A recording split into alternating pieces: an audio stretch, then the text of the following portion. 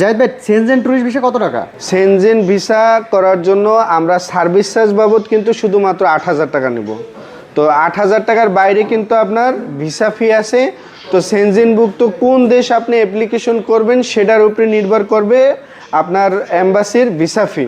তো এক এক দেশের ভিসা ফি এক এক রকম, সেই জন্য আমরা এখানে ভিসা ফিটা ইনক্লুড করি নাই। তো আপনার ডকুমেন্টসের যে বিষয়গুলো আছে সেগুলো হচ্ছে সবগুলোরই সেনজেনভুক্ত ভিসাগুলোর ডকুমেন্টস সেম।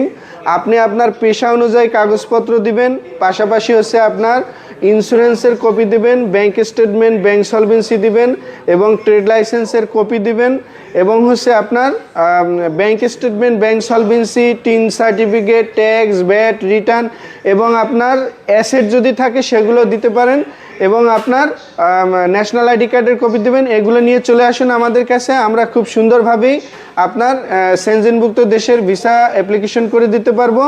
এছাড়াও বিস্তারিত জানার জন্য আপনারা স্ক্রিনে দেওয়া নাম্বারে ফোন কল করুন।